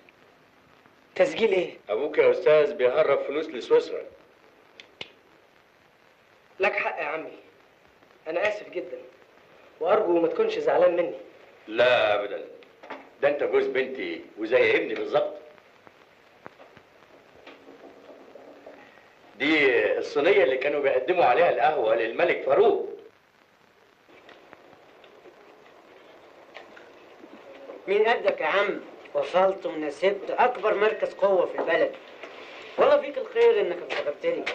عيب تقول كده يا ابو الزغاليل، ده انت صديق العمر، اخويا واكتر من اخويا. تعيش يا ابو البلابل. والله انا ياما فكرت اجيلك واطلب منك تشوف لي شغلانه عندك، وانا جيت لك عشان كده. الذم صحيح. ادي 500 جنيه، وال500 التانية لما تتم العمليه. ايه؟ عايز ال1000 جنيه كلها مقدما؟ مفيش مانع. اخصى عليك يا نبيل، يعني مني غلبان ومش لاقي اللضا، عايز تشتريني بالفلوس؟ معلش، الله يسامحك. انا عشت السنين اللي فاتت دي احلم باني اكسب ال1000 جنيه دول باي شكل، باي طريقه، اكسبهم بالسرقه، بالقتل. لكن في العمليه اللي انت بتطلبها مني دي يستحيل اخد مليم واحد، ده عمل وطن. انت لسه سكران ولا ايه؟ انا عمري ما كنت فايق زي دلوقتي. انا بس بلوم نفسي عشان ظلمتك، وافتكرتك نسبت حسن قدري عشان تتمتع بنفوذه. اتاريك دخلت عرين الاسد عشان تتمكن كويس وتخلص البلد منه. بلد مين يا عم؟ قول يا باسط. يا بلد ابونا. لا يا نبيل، مش انت اللي تقول كده. انت بتحاول تغير جلدك لكن مش هتقدر. عايزني اعمل ايه اكتر من اللي عملته؟ انا بشر يا زغلول وطاقتي ليها حدود. ما تطلبش مني ابقى المسيح، وانت كمان ما تحاولش تعمل المسيح. يعني اعمل يهوذا؟ اعمل ما بدالك لحد ما تقوم ثوره تاني. ايوه تاني. الاخطاء كتيره قوي واكبر مني ومنك ومن كل الناس، ويستحيل تتصلح الا بثوره. ترجع لنبيل بتاع زمان، نبيل اللي بيحب بلده وعايز يخدم اهل بلده. وترجع انت لزغلول بتاع زمان وتطلع الذهب بالعلم مش بالفهلوه. ده انا اطلع كنوز الدنيا كلها، بس امتى يجي اليوم ده؟ امتى يجي؟ وقت ما يجي، ولحد ما يجي لازم كل واحد يشوف نفسه ويأمن حياته بنفسه، ويفهم اننا عايشين في غابه الضعيف فيها بيندهس تحت الرجلين. انا لازم اقوى وابقى صاحب نفوذ، وادخل الاتحاد الاشتراكي ومجلس الامه والعب لعبه الكراسي. فاهم يعني ايه؟ فاهم، معاك حق. يا بلد، فيك حاجه محيراني. نزرع القمح في سنين يطلع القرع في ثواني. اهو كده. خلينا بقى مع القرع احسن. تحيا الكوسه حره.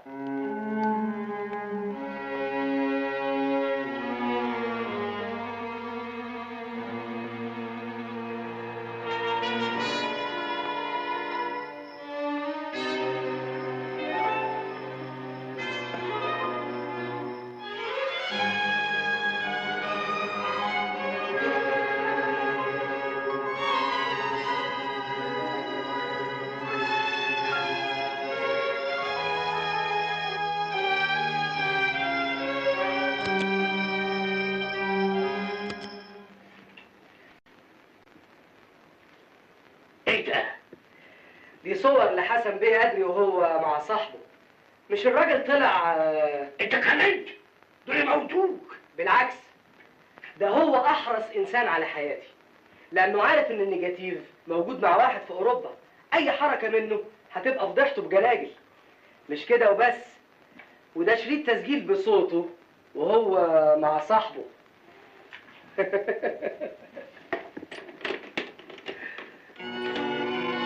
اتفضل. ايه ده؟ دي هدية بعتها لك حسن أدري، نصيبه مقدما من عملية المصنع إياه، 250,000 كاش. وايه ده كمان؟ ده بقى نصيبنا من مجوهرات الأسرة المالكة اللي لهفها سي حسن أدري. لا معقول يا نبيل؟ مش معقول ليه يا بابا؟ مش حضرته كان بيهددك؟ أنا حلفت لازم أجيب دماغه الأرض. إيه؟ إيه يا بابا مالك؟ سلامتك يا عمي. الله يسلمك يا بنتي. الف سلام عليك يا هلباوي. والله يا عمي امبارح خضنا حتة خضة. والدكتور قال ايه؟ أبدا، مجرد صدمة من مفاجأة ما كانش يتوقعها. ده كلام يا راجل، ده انت طول عمرك متعود على المفاجآت. يظهر ان اعصابي ما بقتش تتحمل الشغل زي زمان. عشان كده هكتب لنبيل توكيل عام بكل حاجه. وانا يشرفني ان احنا نشتغل مع بعض، بس بشرط ما نشتغلش في الحشيش. امال نشتغل في ايه؟ نشتغل في الهيروين. حلو، ده خبطته ب100. وانت التلت وانا التلتين. ليه بقى؟ لان مراتي هي اللي هتدخل بالبضاعه، واظن مفيش حد في مصر يستجري يفتش بنت حسن أدري. حلاوتك 100 مثل. انا جوزي بيشتغل في تهريب المخدرات، وكمان عايزني اشتغل معاك. انت مش عارف انا بنت مين؟ الظاهر انت اللي مش عارفه.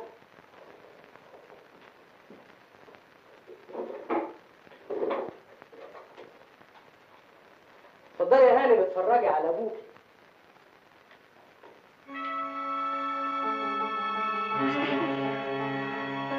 اكيد الصور دي مزيفه. انا هوديك في داهيه. طب وصوته؟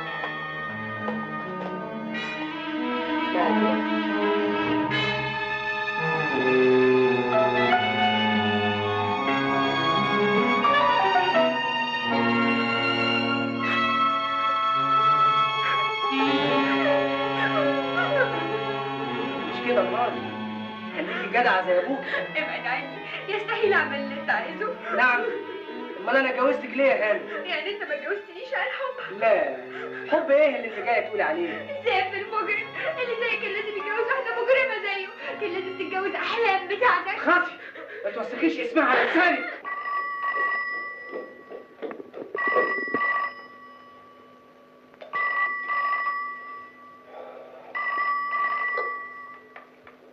الو، مالك يا سوسن؟ الحقني يا بابا.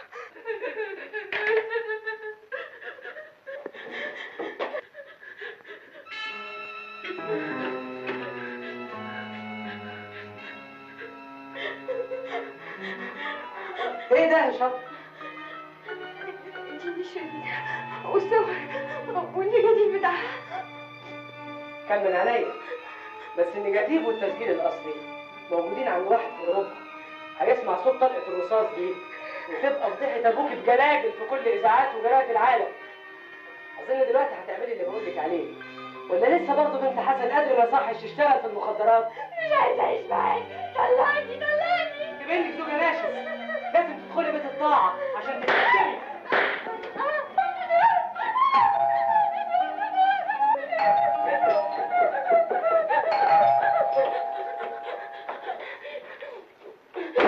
مالك؟ الحقني يا بابا. مالك؟ الحقني يا بابا. في ايه؟ خلصني منه يا بابا. طيب حاضر. لازم اطلع منه حالا. بس ايه ده؟ ايه اللي انت ماسكاه في ايدك ده؟ كنت عايزه اقتله، نفسي اقتله. تقتليه؟ تضيعي نفسك عشان ولد كلب زي ده؟ ده انا اوديه ورا الشمس. ازاي يا ولد انت تتجرأ وتمد ايدك عليها؟ انت فاهم ايه؟ الدنيا سايبه؟ مفيش رجاله يدافعوا عنها. رجاله؟ مساء الخير يا ابو علي. انت بالذات ما تتكلمش عن الرجاله.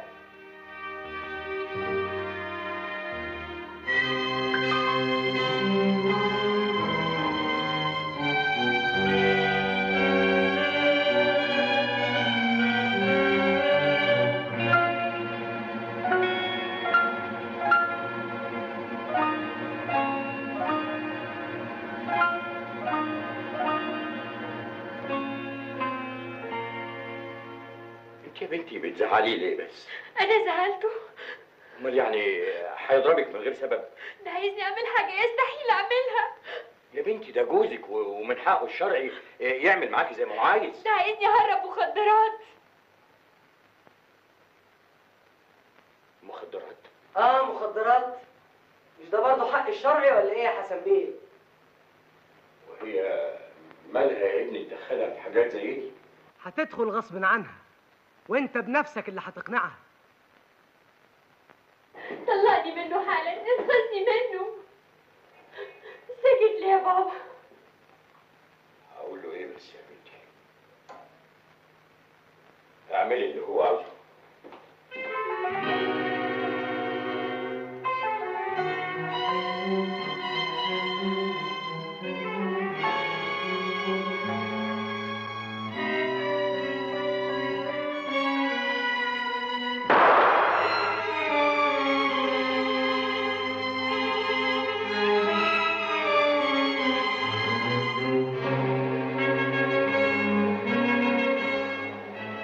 خسارة انها انتحرت، كانت هتنفعنا قوي. ولا يهمك، انا عندي فكره اجدع منها 100 مره.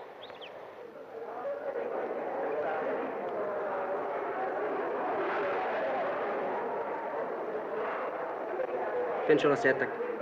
سيادتي ما معيش غير دي. طيب ممكن تفتحها؟ ممكن قوي قوي.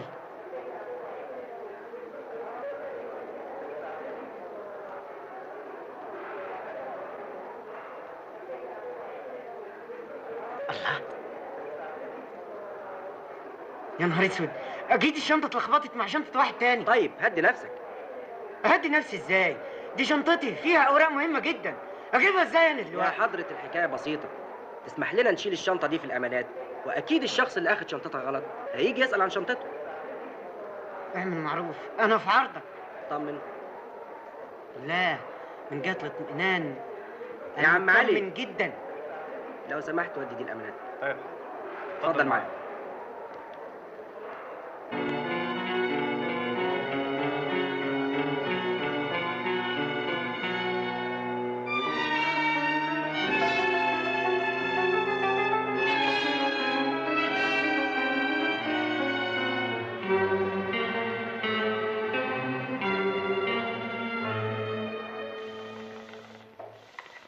الشهادة لله، انت مفيش منك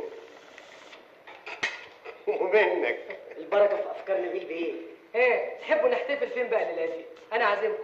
تحبوا نروحوا الاوبرج ولا الاريزونا ولا صحراء سيتي؟ لا سيبكم من الحتت دي، انا هسهركم في حته هتاخدوا فيها حريتكم قوي. فيها زغاليل؟ زغاليل من 16 سنه كده لحد فوق. اديني اكتر، دي هتبقى ليله من 1000 ليله.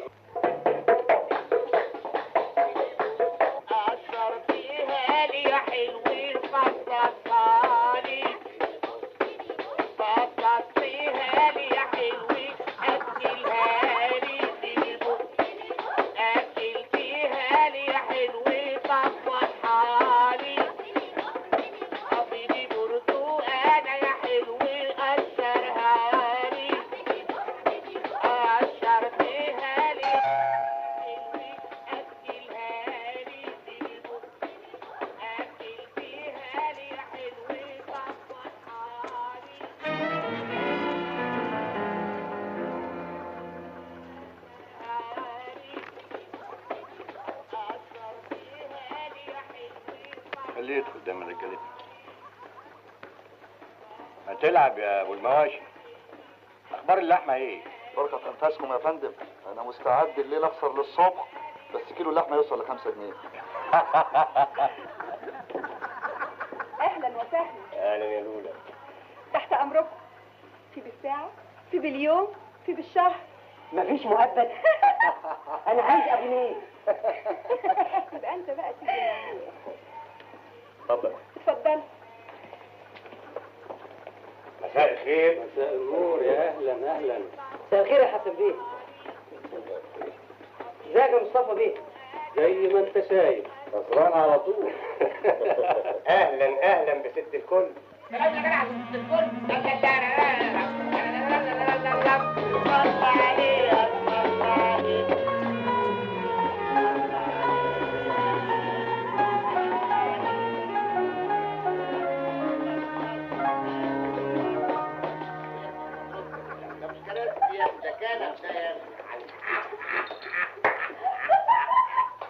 اهلا اهلا بست الحسن والجمال. ضيفي نبيل بيه، ست سونيا. شرفت يا نبيل بيه. ايه مش عايز تسلم ولا ايه؟ يوه ده انت باين عليك تعبان قوي. اسمك ايه يا اموره؟ بيضة. حلاوتك بالصميت. تسمح؟ ايه بالراحه بالراحه لا البيضه تطقش. تعالى يا اخي استنيني يا بيضه. اوعي تفقسي قبل ما ارجع لك. تعالى بس. بص هناك. مين دي؟ خليكي جنبي، وشك حلو عليا. احلام. دي احلام. احلام. احلام؟ احلام مين يا بيه؟ اسف، الظاهر اني بحلم. طلعت اوت. اقطع دراعي ما كانت دي احلام. انا لسه ما سكرتش. بس مش معقول دي تكون احلام. انت هتمخول مخي ليه؟ عن اذنك اروح اقشر البيضه بتاعتي. ازيك يا حبيبي؟ وحشتني قوي قوي. اتعشيت؟ ايوه يا ابله اتعشيت وقاعد اذاكر. هتتاخري كمان النهارده؟ لا مش هتاخر. طيب اخلص مذاكرتي وانام انا بقى. طيب تصبح على خير.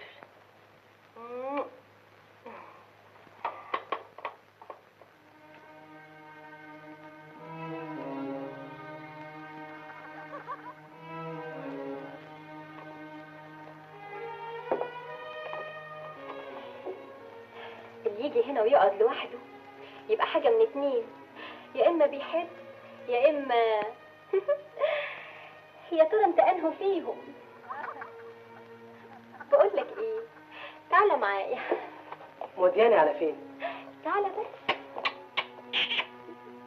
ادي البيضه وادي اللي سلقها وادي اللي قشرها وادي اللي كلها. هاكلك امتى يا بيضه؟ اما تبيض باين عليك بتحب. ياه للدرجة دي؟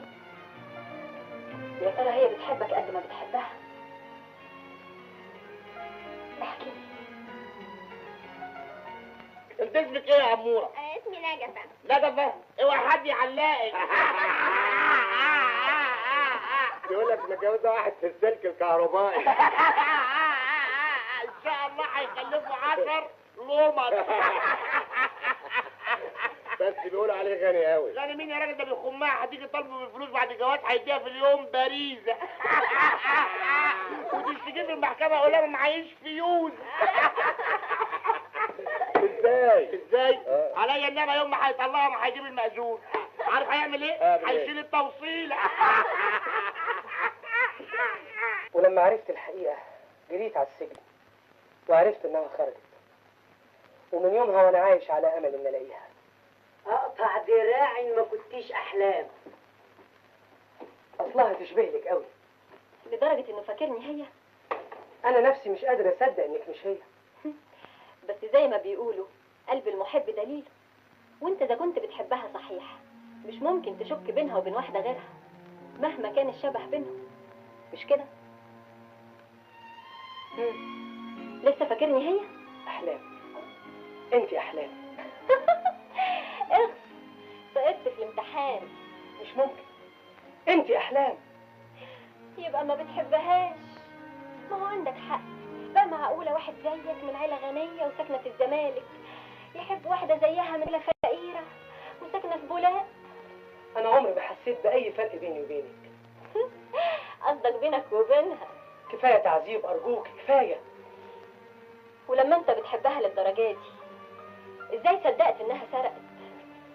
الظروف، كل الظروف كانت ضدها، وكمان ما كنتش اعرف حقيقه ابويا. اي واحد في مكاني كان ممكن يعمل ايه؟ دنيا. طيب عن اذنك لحظه.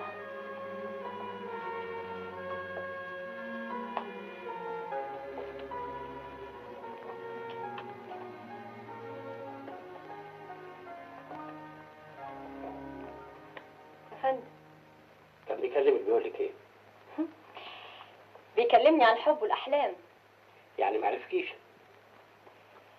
تقدر تقول انه متاكد ان انا احلام، بس انا اللي بنكر.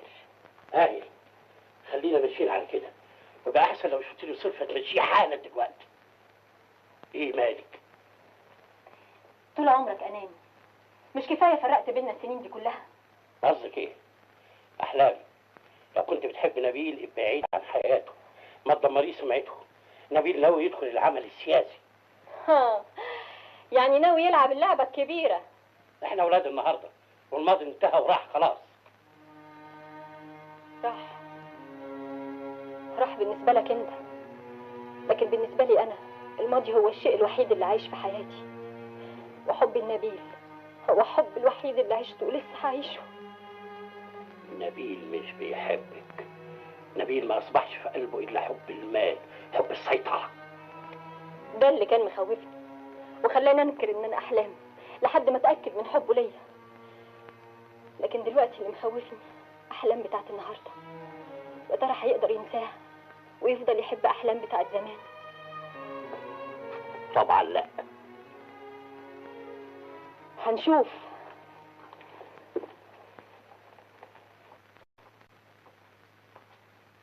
متأسفة اتأخرت عليك. لا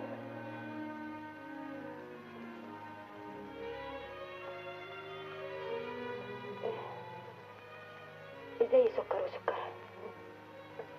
احلام احلام. حالك امال، انت دلوقتي مش قدي، نقي لك واحده تكون قدك. ايه اللي انت بتقوليه ده يا احلام؟ انا مش مصدق نفسي. لا صدق. انا عذرك يا احلام، اللي اتعمل فيكي ما كانش قليل، كان شيء فظيع، لكن اللي انت فيه ده مش حقيقتك ابدا. تعالي يا احلام، تعالي نرجع لحلمنا الجميل ونعيش مع بعض على طول. يفتح الله. حياتي وثروتي وكل ما املك بين ايديكي. كده؟ طب تعالى معايا.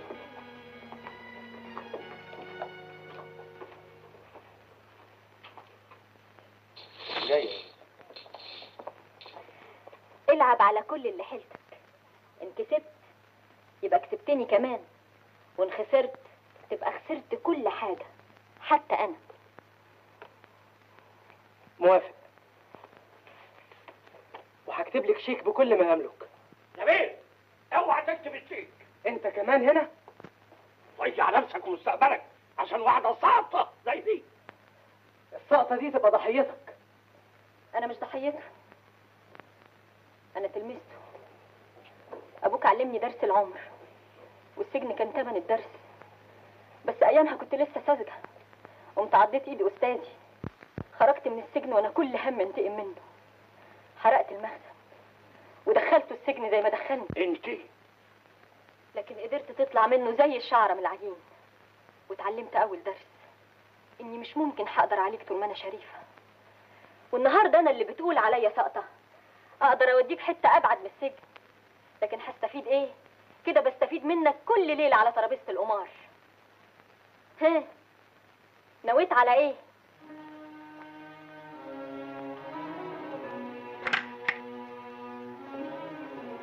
اياك تمضي.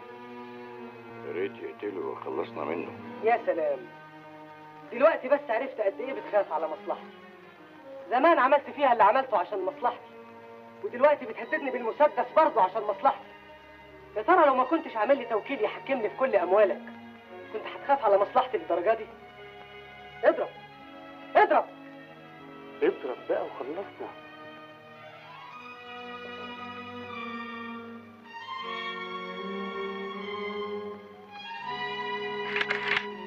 لا يا نبيل، سيب له كل حاجة. اخص الله يلعنك. قوم بينا قوم.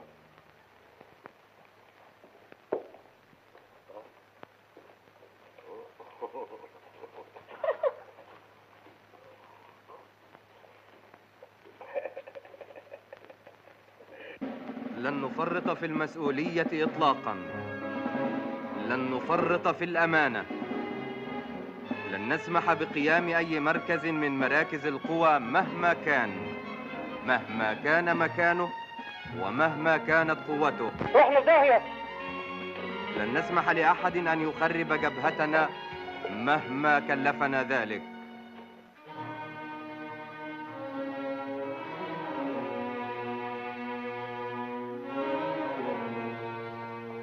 ايه يا اخوان؟ ايه الشوشره دي؟ احترم نفسك يا سيد. الواحد ما يعرفش يرتاح في البيت ده ولا ايه؟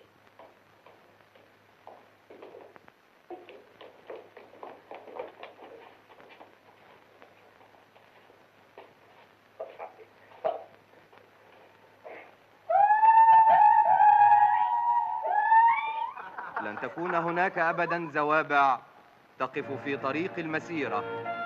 ستبقى مصر بإرادة الله القلعة الثابتة الحصينة التي لن ينال منها أحد أبدا، لا من الداخل ولا من الخارج، بإرادة هذا الشعب.